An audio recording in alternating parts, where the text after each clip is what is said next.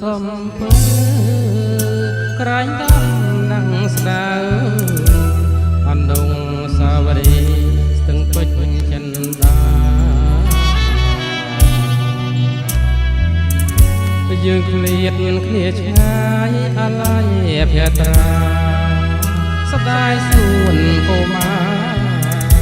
ខ្ញុំហើយថ្ងៃណានឹងបានជួបវិញបាយលិនអូតងតាមកងព្រៃធំថាបាត់ចិត្តយំទៅតាមដងភ្នំជំរុំសោភីបាហេ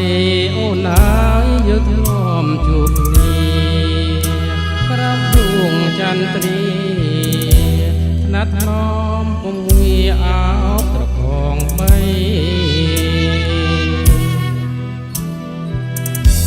ស្ពានយល់បាកាលប់រំស្រីទៅ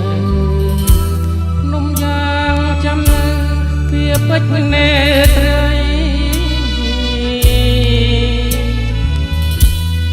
វាតាអូនស្បត់ថាស្មោះទាំងគ្នាឥឡូវអ្វីស្រីបំភ្លេចអស់ស្ម័គ្របងដាច់កើតរូបគេឆើតឆាយ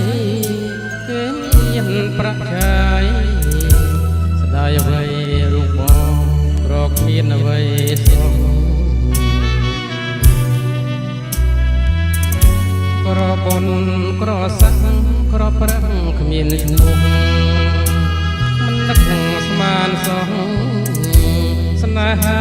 ដែលស្មោះប្រជិអស់សងខំ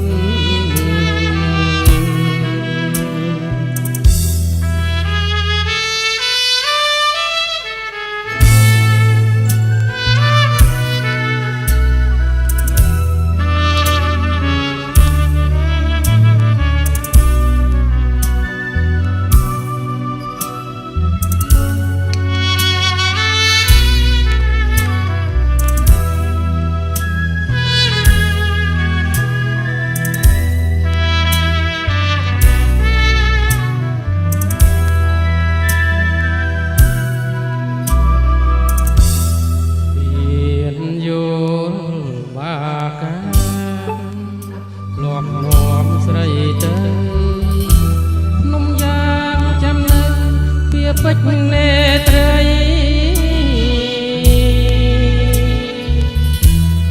វាតែអូនស្បត់ថាស្មោះទាំងគ្នា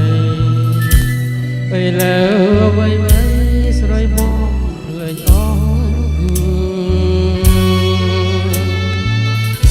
ស្ម័គ្របងដាច់នឹងកើតរូបគេឆាតឆាយគេមានប្រាក់ចាយស្ដាយអ្វីរូបបងប្រកមានអ្វីសុខក្របុនក្រសាំងក្រប្រាំងគ្មានឈ្មោះមិននឹកស្មានសោះស្នេហាដែលស្មោះប្រជិអស់សងធំ